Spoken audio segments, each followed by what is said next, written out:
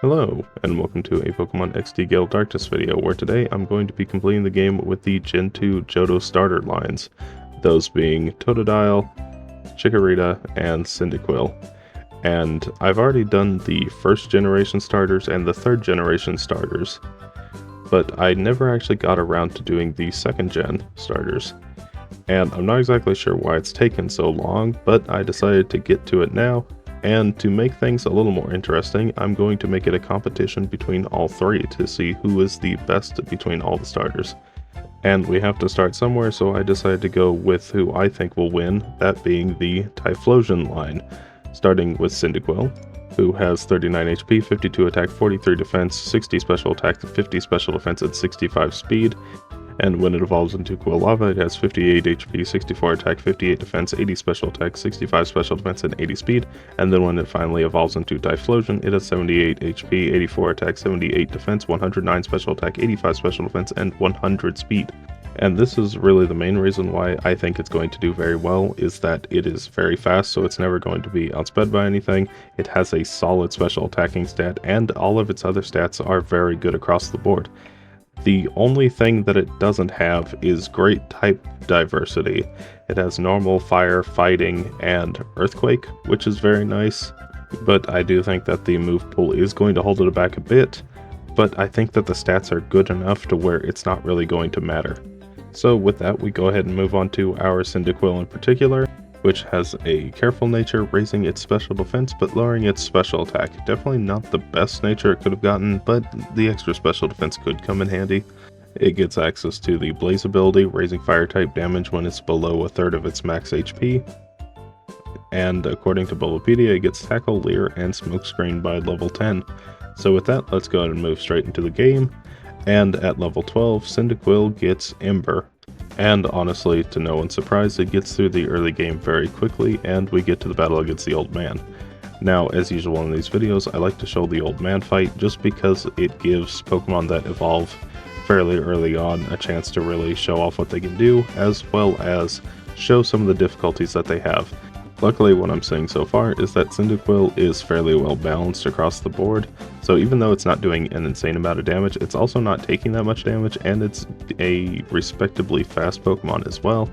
So most lower level Pokemon aren't going to be able to outspeed it, other than a few exceptions like Abra. Anyway, soon after, Cyndaquil evolves into Quilava, which is definitely going to be a huge upgrade.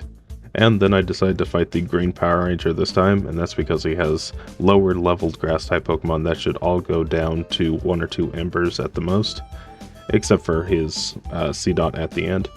But anyway, I'm going to do just a little bit of rambling now. If you are enjoying this video so far, consider liking, and if you have any Pokemon suggestions, please put them down below. Now I think for these Power Ranger fights, I'm going to talk about the Pokemon themselves. So starting with the Typhlosion line, I think that Cyndaquil is a perfect design just because he's a little dude and the little snout's very nice. The fire effects coming out of all three of them are really nice as well. I think overall Cyndaquil has the best animations, with the kind of rolled up one being very nice. Quilava is also very nice. I like that one, and also whenever it gets hit kind of being up on one foot doing a wiggle. That one's kind of nice. Typhlosion is kind of whatever though. I don't know. Anyway, at level 21, Quilava gets Quick Attack, which I teach over Tackle, and I really want the charcoal item from this Numel, and unfortunately it takes me down on the first attempt I try to catch it, takes me down on the second attempt I try to catch it, so I decided to go to Mount Battle just to do a little bit of training. Maybe with an extra few levels it won't be doing as much damage. And hello other Cyndaquil. Goodbye other Cyndaquil. Anyway, now on the third attempt, I finally get my Numel and the charcoal item raising fire type damage by 10%. Now I decided to show off the Naps fight here, and that's because fire types usually have a hard time, specifically because of this Rhyhorn. Quilava doesn't have anything to hit it for neutral damage, it's only got normal and fire type moves at this point, and even though it doesn't have a great special defense, it is taking at least 3 Embers before it'll go down. And if that weren't bad enough, it's using Mud Slap, which lowers accuracy, so there's no real guarantee that I'll actually hit the next Ember if I go for it. And in this case, eventually I get finished off because of it. So I decided to do a little bit more training until I get to level 31 and learn Flame Wheel, a 60 base power fire type move that now does a ton of damage to Rhyhorn. Unfortunately, still not a one-shot, it hits a Mud Slap, but it's doing way less damage now because of my level, and so I'm able to take it down with ease. And so I just need to call for a turn in order to raise my accuracy once again, and the rest of this fight should be quite easy. Go for Flame Wheel, taking Murkrow down in a single hit, then out comes Beldum, which is a steel type, so it'll go down in a single hit, and then all that's left is Slackoth, which of course goes down in a single hit. So we can finally move on to the battle against Lavrina. She leads with a Love Disc and a Beautifly, and Beautifly goes down to a single Flame Wheel. Out comes the Roselia, which once again goes down to another Flame Wheel, and then out comes her final Pokemon, which is a Shadow Delcatty. Now this thing is actually quite tanky, so there's a good chance it'll be able to survive at least one of them. And it does, on a decent amount of health as well. It takes me down to below half health. I go for another Flame Wheel to finish it off, and then all that's left is the Love Disc, which as long as it doesn't get a crit, I think I'm safe to take down. And it doesn't, and Flame Wheel finishes it off. So now with Lavrina defeated, we move on to our next contender, which is Totodile. It has 50 HP, 65 attack, 64 defense, 44 special attack, 48 special defense, and 43 speed, and when it evolves it gets 65 HP, 80 attack, 80 defense, 59 special attack, 63 special defense, and 58 speed. And when it gets to Feraligatr, it has 85 HP, 105 attack, 100 defense, 79 special attack, 83 special defense, and 78 speed. So what makes it worse and better, at least in my opinion, than the Typhlosion line? Well, it's the fact that its stats aren't quite set up for being a special attacker because it's got a much higher attack stat and much lower special attacking stats. I think that it's going to be a lot slower in finishing fights. However, with that being said, it does have a much better move pool than Typhlosion has, getting access to normal water, dark, ice, ground fighting, and even flying if I wanted to go for Aerial Ace. So even if I'm not hitting as hard as I could be with my low special attack, I do still have very solid special attacking options as well as a huge variety of physical options as well. But I think that's enough theorizing. Let's go ahead and get straight into it. We have a Totodile with a relaxed nature, raising its defense but lowering its speed. Not the best nature it could have gotten, but the extra defense could come in handy. It gets the Torrent ability, raising water-type damage whenever it's below a third of its health. And according to Bulbapedia, it gets Scratch, Leer, and Rage by level 10. So with that, we go ahead and jump straight into it, and teach Seismic Toss to our Totodile. That way it can deal some better consistent damage. And with that, I'm able to get through to the old man very quickly. And because of my solid physical attack stat, I go for Scratch, dealing quite a bit of damage to Abra, and another one takes it down. However, I am down to 8 HP, so unless I get incredibly lucky, there's a good chance I lose. Okay, well, not a great first attempt, but at level 13, I get Water Gun, which I teach over Rage, and I go back into it once again. And Thunder Punch, okay, luckily didn't hit Totodile. I'm able to take Abra down to red, and a critical hit Thunder Punch takes him down immediately. Okay, well, this is going terribly. Another Thunder Punch. Mind you, the Abra does not always go for Thunder Punch. It just randomly picks a punch to throw out, so it's not always going to be a super effective move. It could be not very effective as well. It just seems to be going for Thunder Punch more often. And unfortunately, I decided to put on a Mago Berry, thinking that it would be fine. I'd take the extra little bit of HP and I'd be okay. But Totodile didn't really like it, and the confusion nearly got it knocked out again, but luckily I was able to get past it and beat the old man. Very soon after, Totodile evolves into Croconaw, and honestly, I can kind of see where they're going with the prehistoric design, but they don't really follow through into Feraligatr, so it feels a little out of place. I'd say overall the whole Feraligatr line is very well animated. Totodile, I think, is definitely the standout best. Croconaw has a few decent ones, but I didn't get to experiment that much. And Feraligatr's good across the board, I think. Anyway, at level 21, Croconaw gets Bite, which I teach over Leer. And then I decide to go to Mount Battle, where I run into another Totodile. Hello, the Totodile. Goodbye, other Totodile. But I'm not here for extra training, I'm here for the best water-type TM in the game, and that is Water Pulse, a 60 base power move with a chance to confuse. And with that, I'm able to get through the rest of the Cypher base fairly quickly. I pick up this Carvanha to raise Dark-type damage with the Black Glasses item, And then, of course, since I decided to show this for Cool Lava, I'll go ahead and show it for Croconaw as well. Water Pulse takes down Murkrow right away, and I'm not worried about getting Mud Slapped. Instead, Rhyhorn's just going to go for Horn Attack. Another Water Pulse takedown Slackoth. Out comes Beldum. And another Water Pulse takes it down with a crit, but I don't think it was necessary. And then all that's left is the 4 times weak Rhyhorn. Okay, with that out of the way, we can now move on to Lavrina. She leads with a Love Disc and a Beautifly. And I go for Water Pulse into the Beautifly right away, taking it down to low yellow, so not quite a one-shot like I was hoping, but it is certainly decent enough. A crit finishes it off. Out comes Roselia. I go for Bite, and I do think I am going to need a flinch in order to get past this. But for some reason, instead of going for Leech Seed like it normally does, it just went for Mega Drain. So another Bite with a crit does finish it off, and then she sends out her final Pokemon, a Shadow Delcatty. And once again, I'm going for Bite, hoping for a flinch.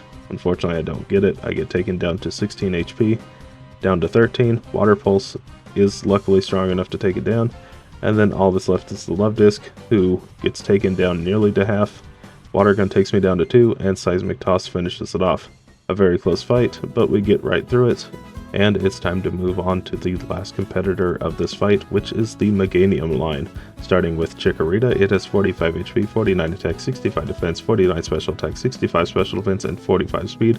And when it evolves into Bayleaf, it has 60 HP, 62 attack, 80 defense, 63 special attack, 80 special defense, and 60 speed. And then finally, when it becomes Meganium, it has 80 HP, 82 attack, 100 defense, 83 special attack, 100 special defense, and 80 speed. So it ends up being a tanky, well-rounded grass type, which in this game isn't all that great, because as I've said before many times, the grass type is just not that strong of a type in this game, and to not really have any standout stats doesn't give me high hopes for this line. However, they do have a few good things going for them. Through Level Up, Chikorita gets Razor Leaf right off the bat, which is very nice, and Reflect at level 12, and at level 23 Synthesis, level 31 Body Slam, and level 41 Light Screen. So it gets both screens through Level Up, which could be very handy, especially in fights that it couldn't normally get through. Synthesis is always just very nice to have for insane healing in sunny weather. However, the Shadow Sky effect does limit it to a quarter, which can be kind of hard to work around, and with only 80B speed, I know there are some Shadow Pokemon that will outspeed it and set up Shadow Sky before it can heal, which could be problematic, but hopefully that doesn't end up being an issue. It also gets Earthquake, which could come in handy, but with that, let's go ahead and move into our Chikorita in particular, which has a Calm nature, raising its special defense but lowering its attack, which is honestly a fairly decent nature for it, because it is going to be hit by a lot of fire and ice type moves by the end of the game. It gets the Overgrow ability, which raises grass type damage whenever you're below a third of your max HP, and according to Bulbapedia, it gets Tackle, Growl, and Razor Leaf by level 10. So with that, the first thing we do is get up to level 12 to teach Reflect, and then we get right along to the battle against the old man. He leads with his Horsey and Abra just as before. Razor Leaf, of course, takes down Horsey in a single hit and only does about a third to Abra. Another Razor Leaf takes it down to low yellow, and one last Razor Leaf takes it down with a crit, but it wasn't necessary. And Chikorita's gonna get out of this mostly unscathed. Shroomish really doesn't put up any type of threat to it, so it goes down, and at level 15 it gets Poison Powder, which it decides to teach over Growl. And then soon after, Chikorita evolves into Bayleaf. Now, I think Chikorita is definitely the second best design in this trio of Pokemon. Unfortunately, I don't really like Bayleaf all that much. Even the anime isn't enough to make me enjoy it. I'm sorry, Bayleaf enjoyers. But I do think that Meganium is the best fully evolved Gen 2 starter, just by looks alone. It just has something that I really enjoy. I think it might just be the pink flower. Anyway, animation standouts. Chikorita is extremely bouncy. Not really much else to say. Bayleaf gets Synthesis at level 23, which I decide to teach over Poison Powder. And of course, once again, I'm going to show the battle against Naps. Now, in this case, it's a bit interesting because Murkrow is a bit of a threat with Peck. However, it's not really doing that much damage, and because I have Synthesis, I can always heal off the amount of damage it's doing, plus Reflect just lowers all that damage altogether. And then there's Beldum, who is slightly problematic because I do not very effective damage to it, but at the same time, it's not really doing that much damage to me, and it's always getting hit by recoil. So even though it is a threat, it really isn't. Synthesis is more than enough to heal off its damage as well. So while it could be threatening with a crit or something, realistically it's not actually all that bad. It's going to whittle itself down while I'm attacking at the same time. So down to red, and one more Razor Leaf finishes it off, and we move past Naps into the battle against Lavrina. Now, unfortunately, Beautifly is 4 times resistant to my Grass-type moves, so it is going to be able to survive them fairly well. And with Gust, it is doing super effective damage as well. I go for Tackle into it, which is doing about a quarter, maybe? Maybe I'll need 5 hits to take it down, and it's not quite doing half, so it will be a 5-hit KO, which definitely isn't great. Another Gust takes me down with a crit to 3 HP, and I survive on 1, get up to half health. Another Gust takes me down to yellow. Unfortunately, my Reflect goes down. I'm able to set it back up though. Gust takes me back down to 10. I use another Synthesis, and even though Synthesis is very strong, I only have 5 uses of it, so eventually I will get worn down if I just keep going for it. Luckily, I'm able to get nearly to full health. I go for Razor Leaf, which does way less than I thought to Beautifly, and it gets another crit, taking me down very low once again. I decide to just take down the Love Disc at this point, and then out comes Roselia, and another crit finishes me off.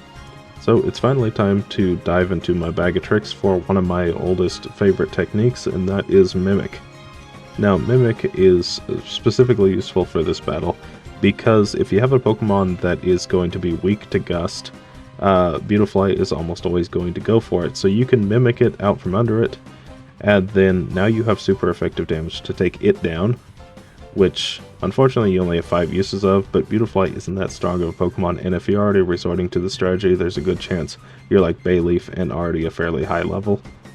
So I go for a couple Gusts, and I'm able to take down the Beautifly, and then out comes Roselia, which could definitely be a problem for it if it could hit me with Leech Seed. In this case, because of my Grass type, it isn't an issue, but it does have Pin Missile, which also doesn't do that much damage either, but could have been an issue.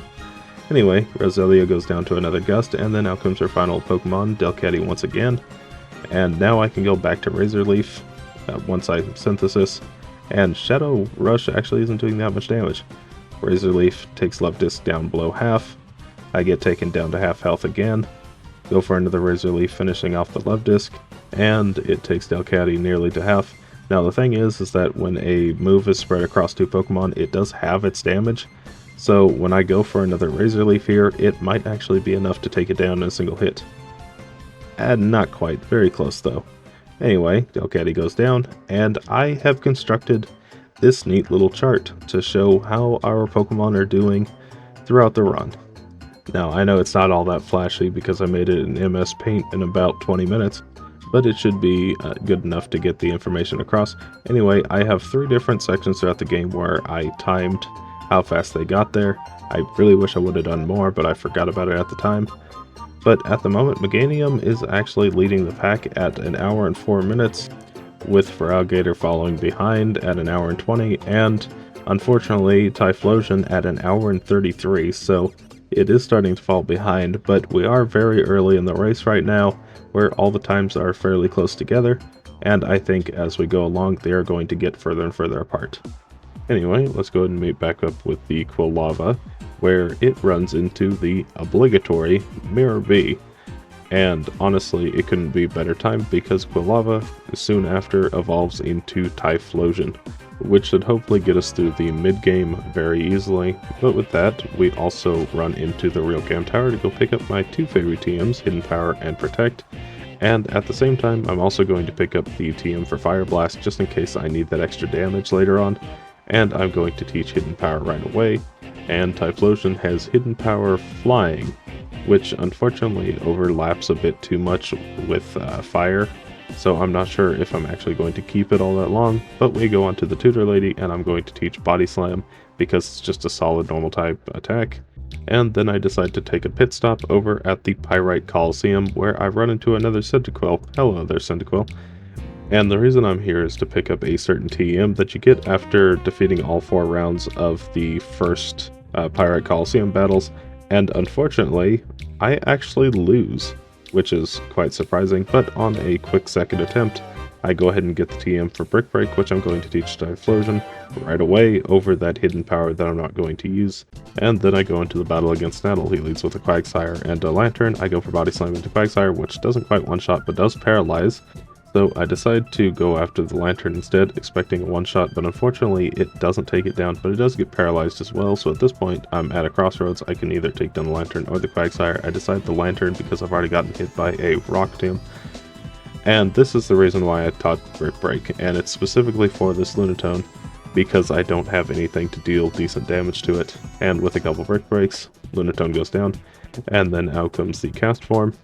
And hopefully Cast Form goes down to a single Flame Wheel, otherwise it could be a real problem with Weather Ball. Luckily it does, and then out comes his final Pokemon, which is Matang. And at this point, I should be able to take down all of his Pokemon. Flame Wheel finishes off Matang in a single hit. Quagsire hits one last Rock Tomb, luckily no crit, and Cast Form's down to just a sliver. Body Slam finishes it off, and that was an easy first try Snaddle. At the SS Libra, I pick up the TM for Flamethrower and teach that over Flame Wheel, and then soon after, I teach Protect over Smokescreen, and then go into the battle against Gonzap. He leads with an Electrode and a Nuzleaf, and on the first turn, the Nuzleaf is always going to go for Fake Out, so I decide to Protect on the first turn to avoid that, and then on the following turn, I go for Flamethrower to take down the Electrode on a single hit, then out comes the Vileplume. Nuzleaf is going for Hyper Beam, which is probably the best thing it could go for, because it's not going to be able to act every other turn. Then out comes the Whiscash. Unfortunately, I don't really have anything to deal with it very well, but Body Slam does a decent amount of damage, enough to take it down in 2 hits, luckily. So it goes down, and then he sends out his final Pokemon, which is a Skarmory. And because those parts steel, I go for Flamethrower to take it down in a single hit, and then all that's left is the Nuzleaf, who's left recharging, and goes down in a single hit.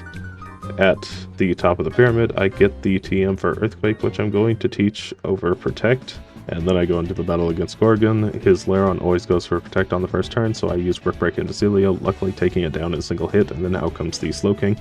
And since I don't have great damage for it, I decide to just go for Body Slam, dealing a decent amount of damage, and Earthquake nearly finishes it off from the Lairon. I go for another Body Slam to finish it off, and then out comes the Ursaring, and I believe Flamethrower should take it down in a single hit. It does, and then out comes Primeape, his first Shadow Pokemon. And while it could be kind of scary, I do outspeed, so I know I can take it down in a single hit without too much issue. I go for Earthquake, taking down Lairon, and Primeape follows, and then all that's left is the Hypno, which another Earthquake or two should finish off. Survives on just a sliver. That was very close, but even with a crit Shadow Storm, it's not enough to take me down, and we beat Gorgon. So with that, let's go ahead and rewind back to Croconaw, who is currently meeting Mirror B for the first time and losing, which is a bit unfortunate. However, Mirror B does seem to be enjoying it quite a bit, showing off his dance moves to the fullest. Soon after, Croconaw evolves into Feraligatr, and that should definitely add a lot more power to it. And I go to the Real Gam Tower just as before to go pick up Hidden Power and Protect. And just as before, I'm going to teach Hidden Power right away, which happens to be Hidden Power Poison, which is honestly one of the worst Hidden Power types you could get. So it's not going to be on Feraligatr for much longer. Anyway, at the Tutor Lady, I go ahead and pick up Body Slam, and as expected, I get rid of Hidden Power. I go ahead and pick up the Shadow Swime up here because it's holding the Never Melt Ice item, which raises Ice type damage by 10%, and soon after, I teach Feraligatr Ice Beam over Seismic Toss, and then I go into the battle against Snaddle. And I'm really hoping the Body Slam actually takes down Quagsire in a single hit. Unfortunately, it doesn't, so it's able to get off a Rock Tomb, and without a Paralysis, it is going to be able to attack again. And I go ahead and check the Lantern as well to see if I can take it down, but unfortunately I can't. So a second one was needed. Out comes the Shadow Lunatone once again, and Water Pulse should be enough to finish it off in a single hit, but unfortunately those two Rock Tombs that I've been hit by did lower my speed enough to where I'm slower than it.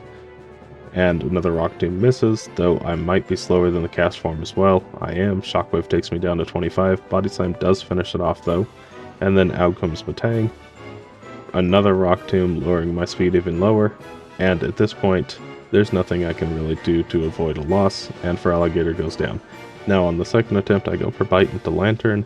Because I saw how much damage Body Slam did before, I know that I can finish it off from that range, and so it goes down without hitting me with a Shockwave. Then out comes Lunatone once again. Unfortunately, I have taken 2 Rock Tombs as before, so I am slower than the Lunatone, and I will also be slower than the cast form. However, my health is much, much higher, so I shouldn't be in as much danger from these Shockwaves. Go for Body Slam, which I saw took down the cast form before, and then out comes Matang. And while I don't have anything to take down Matang in a single hit, Water Pulse should do a decent job at it. And it actually does much more damage than I thought, and it gets a lucky Confusion as well. So if it hits itself in Confusion, there's a good chance it might just go down here. It does, and it goes down. So all that's left is the Quagsire, which Water Pulse takes it down to a sliver, and Fruity Pebbles finish it off. So moving right along to the Snag base, and I teach Protect as well, this time over Bite. And then I move into the battle against Gonzap, where just like Typhlosion, I'm going to go for Protect to avoid that Fake Out, and then I can start attacking on the following turn. Now, Ice Beam doesn't quite take down the Electrode, so it is going to be able to hit me with a Spark this next turn.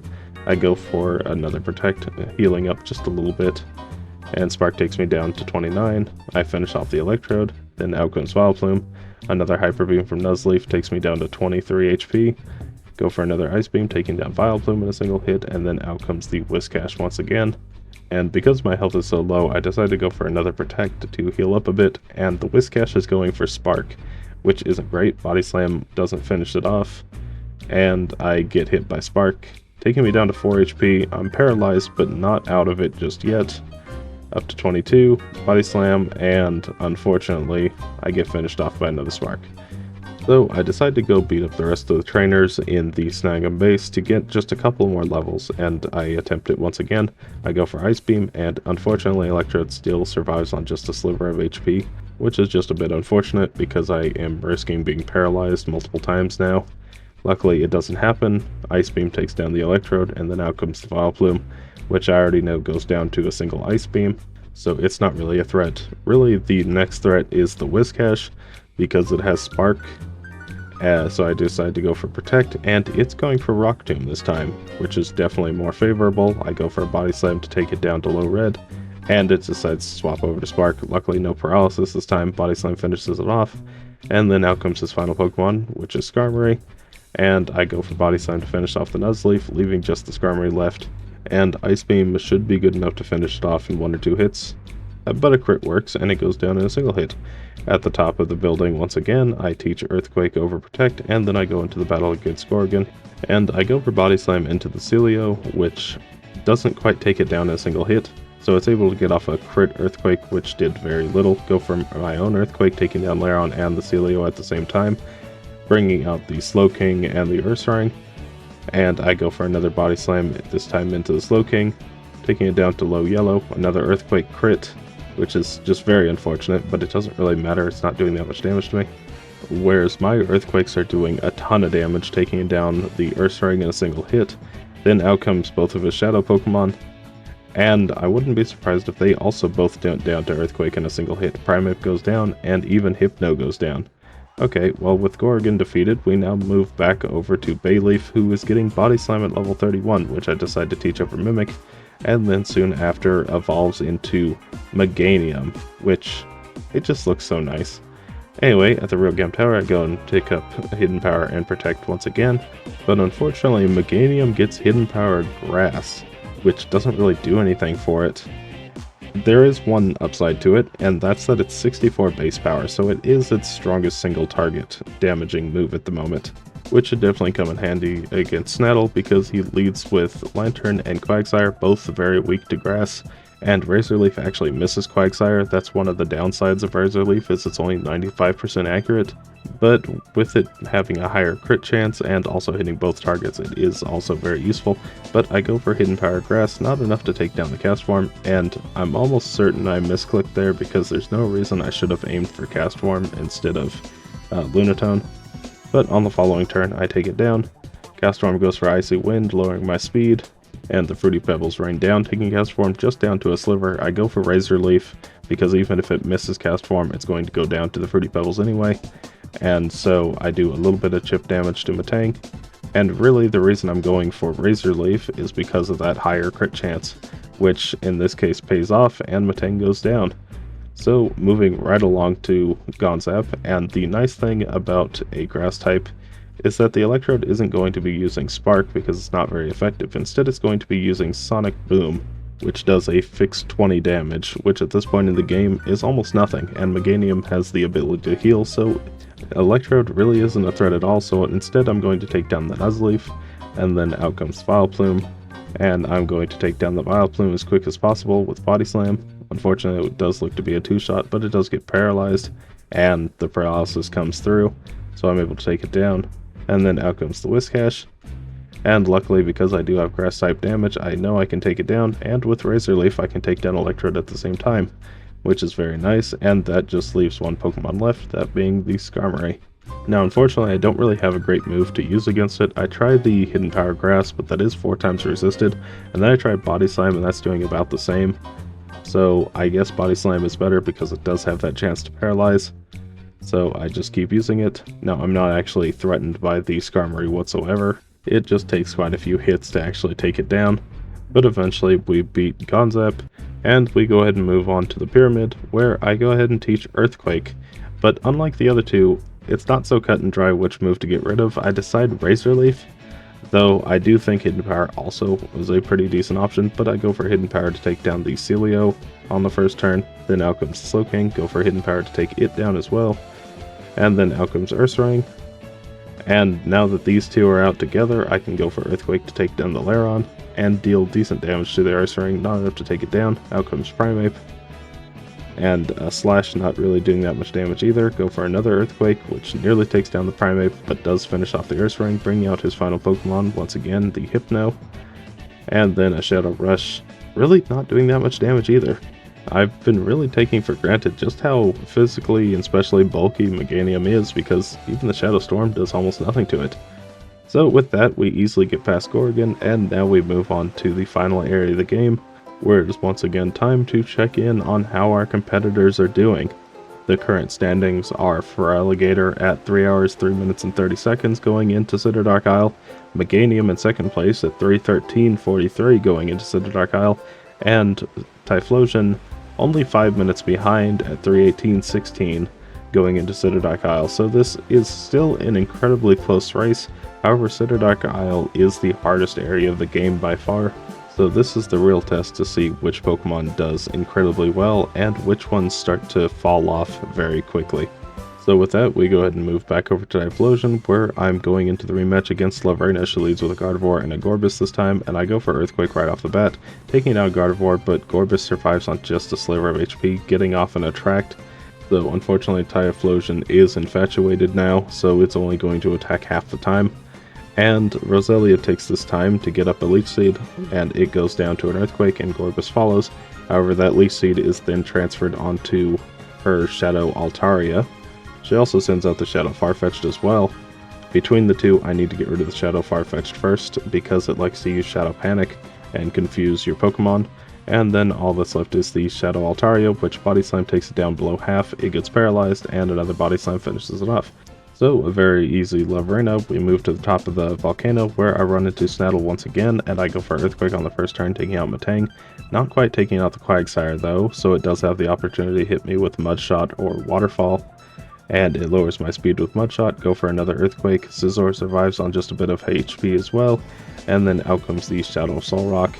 Now I do need to get rid of Solrock because it is going to set up Shadow Sky.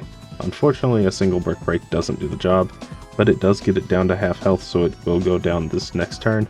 The Fruity Pebbles also whittle down the Scizor, and unfortunately Solrock actually looks to have been a range, so it survives on just a sliver of HP as well. Another Brick Break does finish it off, but at this point I'm down to 56 HP, and a crit from the Scizor takes me down to 16, which is just very unfortunate. I go for an Earthquake, taking down the Scizor and the Castform, and as long as I outspeed and take down the Starmie in a single hit, I should have a first try victory. I go for Earthquake, and luckily I get a crit and finish it off. So moving on from that incredibly close battle, I go to Ardos, who has a Shadow Swallow and Alakazam. I take down the Alakazam right away because the Shadow Swallow is just going to go for Shadow Sky on the first turn. And then on this turn, it's probably going to go for Shadow Half, so I decide to take it down before I can have my HP. Kingdra is going to go for Hydro Pump though, which is very annoying. So I want to take it down this turn. I go for Earthquake, not taking Heracross down, and a crit does finish off the Kingdra, though I'm not sure if I needed it. I might have. Then out comes the Shadow Electabuzz, and with my speed drop just now, there's a good chance I might actually be slower than it. I'm not. Earthquake takes down both of his Pokemon, and then all that's left is the Shadow Snorlax, which is always a huge threat, but luckily I do have Brick Break, which takes it down to just a little bit of HP left, and luckily it misses a Shadow End, so I'm able to finish it off. And move on to Gorgon, who leads with a Slowking and an Ursaring. I go for Body Slam into the Slowking on the first turn, which takes it down to low yellow. Earthquake, not really doing too much damage, then I put out an Earthquake of my own, finishing off the Slowking, and dealing respectable damage to the Ursaring. Out comes Aggron. And at this point, I really should have just gone for Earthquake, but I decided to go for Flamethrower into the Ursaring, thinking I could finish it off, but unfortunately it decided to protect that turn. But because it used Protect, I know on the following turn I can finish it off with Flamethrower without it using the Protect again.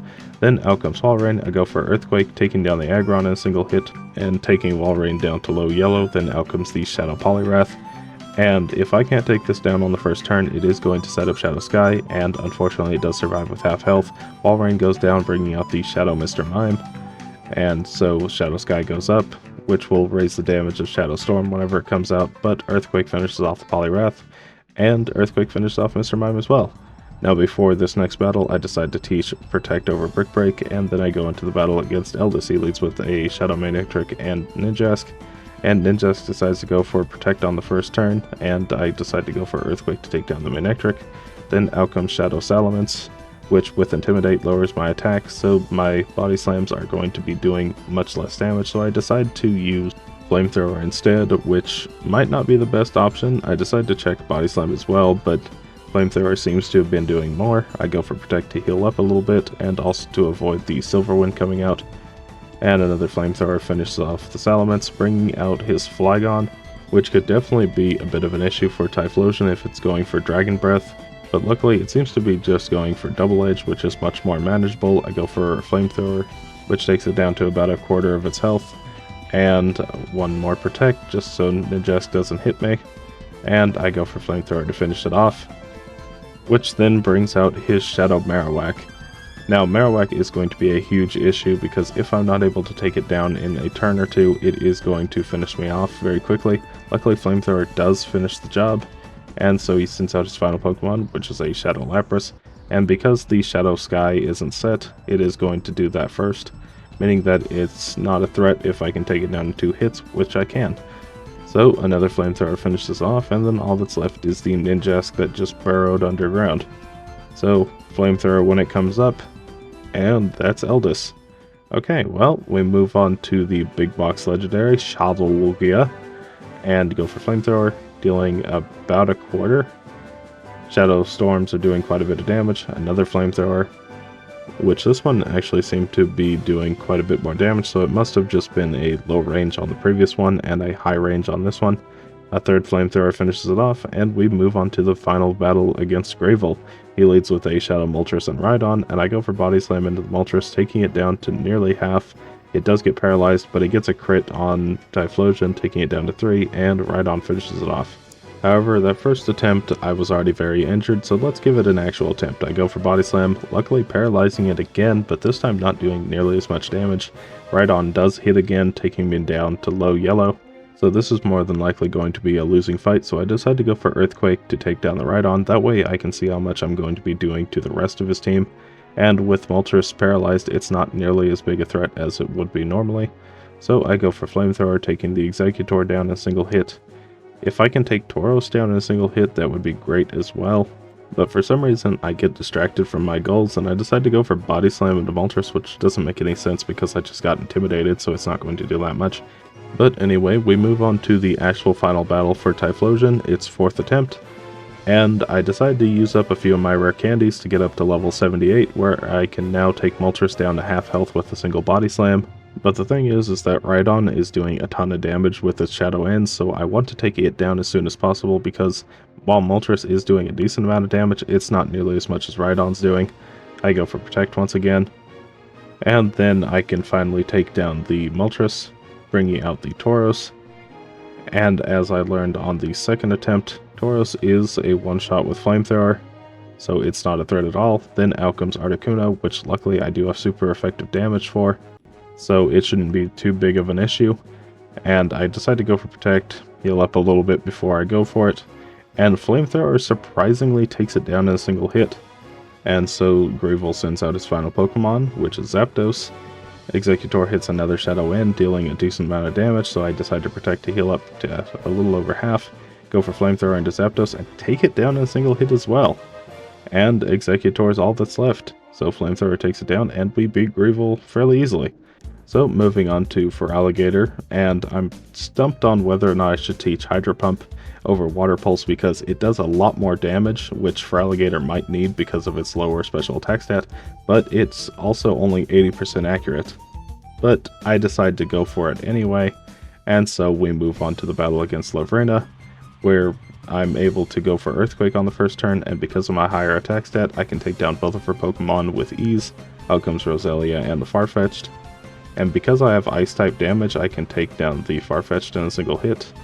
Out comes the Altaria, which is 4 times weak to Ice, so it's also not a threat whatsoever. I can take it down right now, and then all that's left is that Roselia, which Leech Seed and Magical Leaf do almost nothing to me. So one last Ice Beam finishes it off, and a very easy Lavrina fight. At the top of the volcano, I run into Snaddle once again, and I go for Earthquake, taking down the Metang, and nearly taking down the Quagsire. Very close. Mudshot once again, lowering my speed. I go for Earthquake, taking down the Quagsire and dealing a lot of damage to Scizor. Out comes the Solrock. This time I actually do have Water-type damage to hopefully take it down in a single hit, as long as it doesn't miss. And it doesn't. Hydro Pump finishes it off. Out comes Castform, and Earthquake will take them both down in a single hit. So all that will be left is the Shadow Starmie, which, because I have so much health still left over, and I know that Typhlosion could take it down with a single Earthquake, it shouldn't be a threat at all.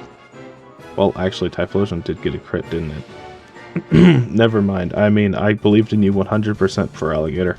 Anyway, moving on to Ardos, he lids with an Alakazam and Swellow, and Ice Beam takes down the Swellow in a single hit. Then out comes the Kingdra, and Alakazam hits a Thunder Punch, dealing a decent amount of damage, but as long as it doesn't paralyze, it's not actually all that threatening. Go for Earthquake to take down the Kingdra with a crit, and Alakazam, being so frail, also goes down. So he sends out Heracross and Electabuzz, and Earthquake will definitely take down Electabuzz in a single hit, but Heracross might actually survive with a bit of HP left, which it actually takes it very well. Electabuzz goes down with a crit, but definitely didn't need it. Then all that's left is the Shadow Snorlax, and it is going to be very tanky. As long as it doesn't hit me too often, I should be fine. Go for Earthquake, finishing off the Heracross and dealing half damage to Snorlax. It hits the Shadow End, taking me down to 59, but that's not nearly enough damage to finish me off. So I go for one last Earthquake to take it down, and we move on to Gorgon. And Feraligatr should really have no problem here. Go for Body Slam into Slowking, nearly taking it down. Earthquake does almost nothing. Go for its own Earthquake, taking down Slowking, and Ursaring in a single hit. Never mind, Ursaring actually survives on a Sliver, though it doesn't really mean anything because out comes Aggron and it goes down. Following is Ursaring, and then out comes Walrein and Poliwrath. And even though Feraligatr is strong, there's no way it can take down both of these with an Earthquake. They both survive with relatively the same amount of health. Ice Beam comes out, luckily no freeze, but Poliwrath was able to set up Shadow Sky, so I go for another Earthquake to finish them both off. And all that's left is the Shadow Mr. Mime, which shouldn't be able to outspeed because I outsped the Alakazam earlier, so it's not a threat either, and Earthquake finishes it off. Moving on to Eldis, and Feraligatr should really have no problem at all dealing with them, because I have Earthquake to take down the Manectric, and I have Ice-type moves for all of his Ground and Dragon types. Though the only real threat in this battle is possibly his Lapras. I go for Ice Beam, and Silverwind actually gets the Omni boost on the Ninjask, which, as long as it doesn't keep getting those, I should be fine. He sends out Flygon, which will definitely follow suit with an Ice Beam, and then out comes the Shadow Marowak, which as always could be threatening, but Ice Beam should also do the trick here too. And it goes down, and then once again all that's left is that Lapras, which a few Earthquakes or Body Slams should take down. Earthquake actually doesn't take it down to half, it sets up Shadow Sky, but it's all in vain because I go for another Earthquake, taking it down to red health. Shadow Storm comes out, doing a decent amount of damage to me actually, taking me into 89, go for a Body Slam to finish it off, and all that's left is the Ninjask, which is going to go for Protect this turn, so I'm not even going to bother protecting, and for some reason its Protect failed despite it using Aerial Ace the previous turn. Random oddities aside, eventually I'm able to break through and finish it off with an Ice Beam, but not before it gets a crit, kinda scaring me. Anyway, moving on to the battle against the big box legendary Shadowwolkia, and luckily I do have a super effective move this time, which still doesn't take it down to half, but I get a Lucky Freeze, which is incredibly nice.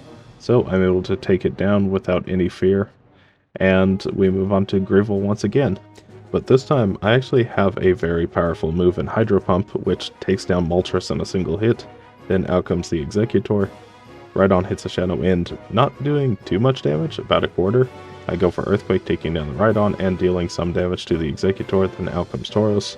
Now because Tauros isn't actually that much of a threat right off the bat, I decide to use this next turn on Calling to raise the accuracy of Hydro Pump, because I really want it to not fail me when I need it most.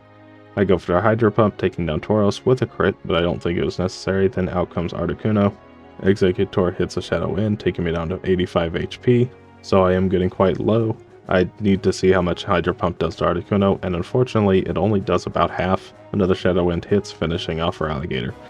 So I decide to teach Protect over Earthquake and go back into the battle once again for our first actual attempt, because I was a bit low on health on the previous one. Go for Hydro Pump just as before to take down the Moltres. Then out comes Executor. Now as long as the Rhydon doesn't hit, never mind. I get taken down a little lower, go for Protect to heal up some though. I go for a Call to raise the accuracy of Hydro Pump once again. And that's because I saw that the Executor last time was just going for Shadow Hold, and Rhydon is still using the 60% accurate Shadow End. Unfortunately, it seems that Executor is going for Shadow Storm, which is something you never want to see because it is 100% accurate, as opposed to Shadow End's 60% accuracy. So I am going to need to take it down more quickly than I thought. Anyway, I go for Ice Beam, doing just that. And then out comes his final Pokemon, that being a Zapdos. But even though I'm not going to make it past this, it is good to know that I can make it this far. With a crit, I actually take down Zapdos, but it's not enough, and I'm taken down by Articuno. Now, funnily enough, just like the Typhlosion, this is now the 4th attempt where we actually win the battle. And Rhydon hits just as before, which is very unfortunate. I go for Protect this turn. And then I go for a Call to raise the accuracy of Hydro Pump just as before. And now I decide to get rid of the Executor because it is still going for Shadow Storm. It's much more deadly than the Rhydon is. And then out comes the Tauros, which goes down to a single Hydro Pump. And out comes Articuno. Now this is still a 2-shot with Hydro Pump.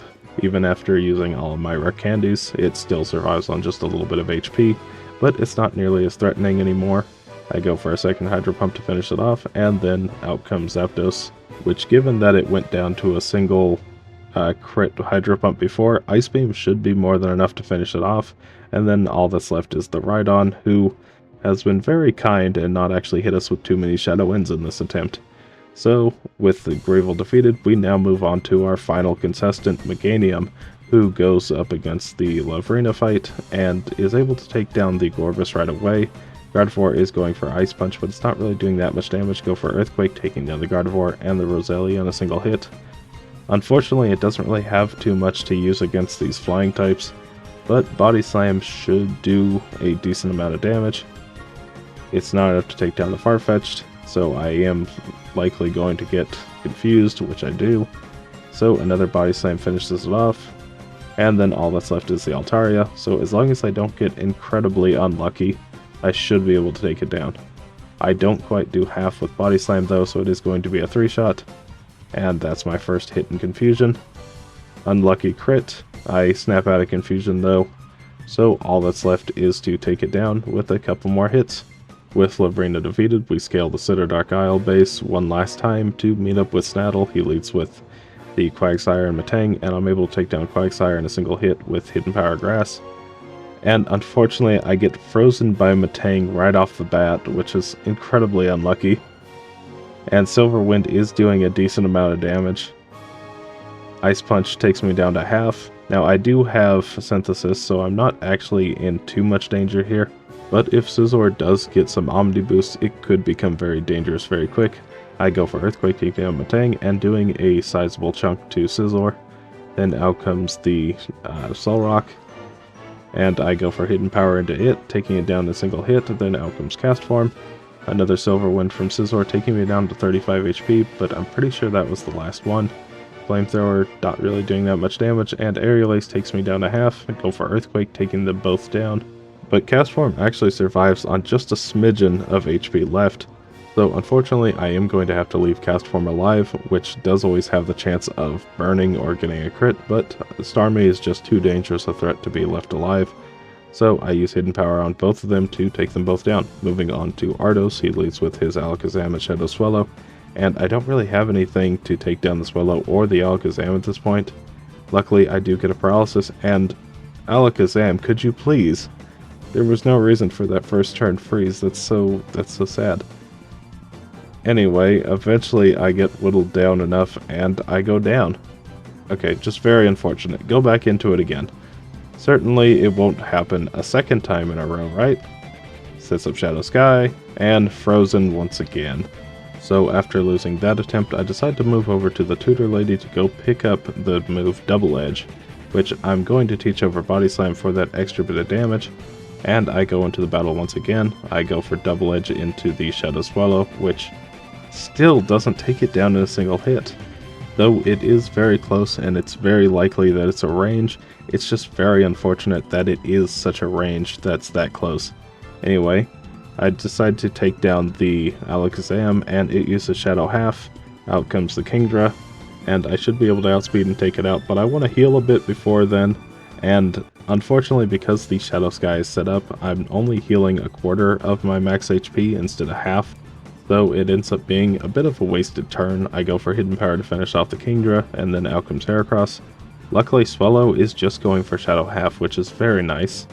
So now I'm actually able to take down the Heracross in a single hit with Double Edge, though it does take me down to 26 HP to do so. Out comes Electabuzz, and now that those Fruity Pebbles have stopped, I can go for Synthesis to get up to above half HP before immediately being taken back down. Earthquake does take down the Electabuzz though, and then out comes his final Pokemon, the Shadow Snorlax, and Swallow goes for Shadow Half, taking Snorlax down to half HP right off the bat, which is extremely helpful as long as it doesn't hit. I go for Earthquake, and it survives on just a sliver of HP, so close to being taken down in a single hit, but luckily I'm able to finish off on the next turn, and Swallow just goes for Shadow Mist instead of Shadow Break, so I'm able to take it down the next turn, and just scrape by in this fight. Moving on to Gorgon, he leads with his Slowking and Ursaring, and I go for Hidden Power Grass to take down the Slowking immediately. Then out comes Aggron, and I go for Earthquake, taking down the Aggron in a single hit and dealing decent damage to the Ursaring. Out comes Walrein. Ursaring hits a Slash, not doing much of anything. Go for Hidden Power to take down the Walrein in a single hit. Then out comes Poliwrath. And I think Hidden Power should take it down as well. It does. And then out comes the Mr. Mime. And it is unlikely that it will survive an Earthquake. So Gorgon actually is quite easy. So moving on to Eldis. Once again, he's got his Shadow Manectric and Ninjask, and I go for Earthquake to take down said Manectric right off the bat. And then, unfortunately, I don't really have much to deal with these Salamence. Luckily, once I get past the Salamence though, my Grass-type moves are going to be at least neutral against everything else other than the Ninjask. I just need to get past this point. So I go for Synthesis, Shadow Rush takes me down to nearly half. Go for another Synthesis because I know I'm outsped by the Ninjask. And I'm up to well over 3/4. Ninjask gets another Silver Wind, Double Edge takes Salamence down to low red. And I'm up to 83, go for another Synthesis. And Salamence hits another Shadow Rush, and the Ninjask is out of Silver Winds. Go for Double Edge to finish off the Salamence, and then out comes Flygon. Now with any luck, Hidden Power will take down Flygon in a single hit. But it doesn't. Takes it down to low yellow though, so it will go down this next turn. Another Aerial Ace. Hidden Power takes it down, and then out comes Marowak. And the same should be said here. If Marowak goes down, I should be in the clear. And it does. All that's left is that Shadow Lapras. And Hidden Power should be enough to take it down in a single hit, which it does. So that just leaves the Ninjask, which after using a Protect, can't really do anything to me because I just healed up to full health, and Double Edge finishes it off. Moving on to the battle against that big box legendary, Lugia, and it hits a Shadow Blast, dealing almost nothing, and I get a crit, dealing more damage to myself than Lugia did to me. I get down to half health, and another Double Edge finishes it off. Now moving on to Greevil, and I'm already below half health anyway, so I'm not going to make it far. So I decide to just throw myself into the Moltres, and it proves that I'm faster than it, and I do over half health to it. However, it also shows that I take quite a bit of damage back from it, so that is a bit of a problem. I decide to go ahead and teach Protect over Earthquake, and then I go back into the battle once again, and I go for Double Edge into the Moltres, taking it down below half health. It hits a Shadow Fire, not dealing that much damage, and luckily Rhydon misses. Go for a second Double Edge to finish it off, and then out comes the Executor. Rhydon finally hits a Shadow End, so I do need to heal or take it down. I decide to heal first. Executor is going for Shadow Hold, which is a little worrying, because the last time it did that, it was going for Shadow Storm like it is this time. So I definitely need to get rid of Executor as quick as possible. Unfortunately, it's able to get off one, and Rhydon is backing it up very well. Go for another Protect just to heal up some, before taking it down with a second Double Edge. And from here on out, Double Edge is going to be much weaker because of the Intimidate from Tauros. Rhydon takes me down to low red. I go for Synthesis to get back up to 3/4. It sets up Shadow Skies, so my Synthesis isn't going to be healing nearly as much. I go for Protect. The Fruity Pebbles rain down, and I go for that Synthesis. Tauros goes for Shadow Hold. Rhydon hits a Shadow End, taking me down to half. And unfortunately, this is looking like our losing battle, where unless I get incredibly lucky with misses, there's no real way to get out of this loop I'm in. I decide to attack the Tauros to see how much I do, and while it is doing half, it's not as much as I would have expected. I take down the Tauros, and then out comes Articuno, and Rhydon hits the Shadow End, taking me down once again to low red. I go for Protect, and then I go for Synthesis to heal back up to 3/4. Shadow Chill takes me down, and the dreaded Freeze comes back to haunt me once again. And unfortunately, it also marks the end of Meganium's second attempt, because after Shadow Sky is set up, Shadow Chill does quite a bit more damage, and Shadow End finishes me off. But luckily, it only takes a few more attempts for everything to go right. I decide to use up all my rare candies, and now on attempt number 5, I go back in, and I go for Double Edge into the Moltres right away, taking it down to low yellow, and a second Double Edge finishes it off. And then out comes the Executor. Rhydon hits a Shadow End, taking me down to half, but with the extra levels, it's not dealing nearly as much damage. Executor is still going for Shadow Hold, which means it's also still going for Shadow Storm, so I want to take it down quickly. And so I go for Double Edge into it, which unfortunately I still don't take it down in a single hit. But for some reason it decides to swap back to Shadow End, which is definitely much more preferable to Shadow Storm, and I'd rather be taking hits from Executor than Rhydon. So I decide to change strategies, because it seems to be focused on Shadow End, Once I get out of this loop of being constantly barraged by both, I should be able to take out the Rhydon, and then I can continue on my way, and hopefully not be taking nearly as much damage from the Exeggutor. After finally missing, Rhydon goes down, and then out comes the Tauros, which lowers my attack.